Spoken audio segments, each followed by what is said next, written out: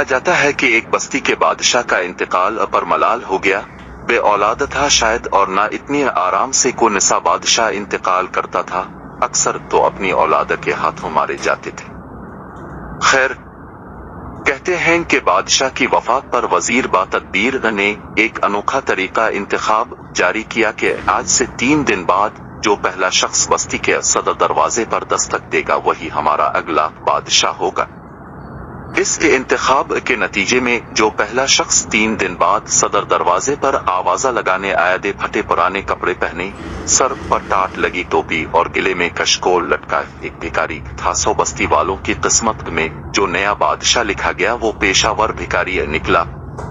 सदर दरवाजे पर दस्तक देकर भिखारी से अब बादशाह बनने वाले को वजीरों मुशीरों ने ताज पोशी का ऐलान पढ़कर सुनाया। इसके बाद फटे पुराने टाट लगे कपड़ों की जगह शाहाना लिबास ज़ेब-तन करवाया गया। चीथड़ों से बनी टोपी हटाकर सर पर ताज और सुराखों भरे जूतों की जगह शाही मोजे पहनाए गए और कशकोल। भला बादशाह के गिले में कशकोल क्यों कर लटकता? सोने चांदी की दोहरिया और सच्चे मोतियों की माला ने कशकोल की जगह ले ली। यूं भिखारी बादशाह के दिन विरात आराम वो चीन से गुजरने लगे, मगर दुनिया में वो सुकून कहाँ जो कब्र में मिलता है। चुनांचे हमसाया मुल्क के बादशाह को किसी ने खबर दे दी कि अब बराबर वालों का ताकतवर बादशाह तो लुढ़क गया है, अब इसकी जगह एक ऐसे शख्स ने ले ली है जिसको उमूर हुक्मरानी का इतना तजर्बा नहीं जितना भीख मांगने का। जिल इलाही ने ये सुना तो काफी महजूज हुए और कहा कि बहुत अरसे से इस बस्ती पर कब्जे के ख्वाब देख रहा था, जो पिछले बादशाहों की ताकत और अक्लो फहम की वजह से ताबीर न पा सके। मगर लगता है इस बार कुदरत भी यही चाह रही है कि हम अपने मुल्क को मजीद वसी कर लें। सिवाय मेरी सिपा के सालारों, हमले और कब्जे की तैयारी करो।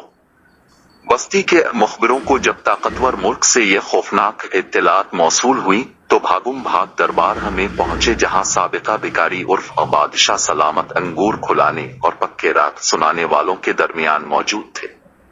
मुखबिर ने तखलिये की दरख्वास्त की, जिसे आलम पनाह ने रद्द करके सिरे आम मुखबरी का हुक्म दिया। मुखबिर ने डरते डरते कहा, जान की अमान पाओ तो अर्ज करूं कि हमसाया मुल्क के बादशाह अपनी अफवाज को हमले के लिए तैयार कर रहे हैं। ये सुनकर बादशाह सलामत कुछ लम्हों के लिए टेटकी और फिर बोले, करते हैं, कुछ घबराओ नहीं। दरबार में इस जुमले से काफी इत्मीनान छा गया। 2 दिन गुजर गए और दुश्मन की फौज मुल्क की सरहदों से आगे भिखारी बादशाह की बस्ती के हुदूद अरबा तक पहुंच गई। मुखबिर तो मुखबिर, फसीलों पर खड़े पहरादारों ने भी दुश्मन के अजीम अलशान लश्कर की पेश कदमी को देख लिया और सब लगे दरबार की तरफ दौड़ लगाने, जहां बादशाह सलामत दोपहर के बड़े खाने के बाद कैलूला फरमा रहे थे। कनीजों ने एक फल मोतिये दी मार मार कर जगाया कि आलम पना, खुदा की पना, जरा बाहर की खबर ले, दुश्मन सरहदों तक पहुंच गया है। बादशाह सलामत हड़बड़ा कर उठे, दुश्मन अफवाज की पेश कदमी की खबरें सुनी और बोले, ठीक है, समझ गया, करते हैं कुछ। आवाम में जो खौफ दुश्मन अफवाज के बूटों की धमक से फैल गया था कदरे कम हुआ। अभी अवाम ने कब्र से बाहर वही सुकून का सांस लिया था कि सदर दरवाजे पर तोपों के गोले और बस्ती के पहरेदारों पर दुश्मन के उड़ते तीरों की बौछार हो गई। अवाम जो बादशाह सलामत की तरफ से पॉलिसी बयान और जंगी चालों को अमली जामा पहनाने का इंतजार कर रहे थे, सख्त खौफजदा हो गए।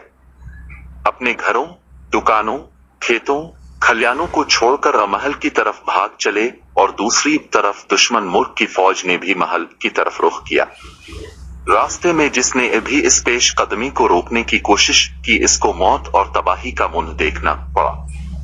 ये हालत जार बस्ती की फौज के सिपा सालार और उमूर ममलुकत चलाने वाले वुज़रा और मुशीरों के जरिए शहंशाह तक पहुंची तो वो समझ गया कि अब पानी सर से इस कदर ऊंचा हो चुका है कि ज्यादा देर नाक मुंह बंद करके इस पानी में रहना मौत को दावत देना है। एक तरफ अवाम के गैज़ व गज़ब से भरे तेरे महल की दर व दीवार को हिला रहे थे तो दूसरी तरफ दुश्मन की तोपें जमीन को लर्जा रही थी। ऐसे में भिखारी बादशाह ने भरे दरबार में ऐलान किया, मैंने फैसला कर लिया है। तमाम दरबारी मुंतजिर थे कि बादशाह अपना फैसला सुनाए, जिस पर अमल दरामद से बस्ती और बस्ती के आवाम को दुश्मन की चीरा दस्तियों से बचाया जा सके। क्या देखते हैं कि आलम पना ने अपनी ख्वाबगाह की तरफ दौड़ लगा दी और कुछ लम्हों बाद ख्वाबगाह से जिल्न इलाही की जगह एक फटे पुराने कपड़ों, टूटी जूती और कशकोल गिले में डाले भिखारी नमूदार हुआ।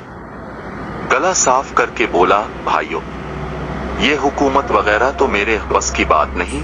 हाँ, अगर कभी भीख वगैरह मांगनी हो तो खाकसार को जरूर याद कर लेना।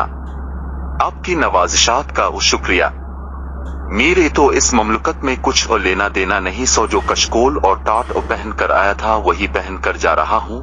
अब जाने और आपकी बस्ती आबाद रहोती शाद रहो।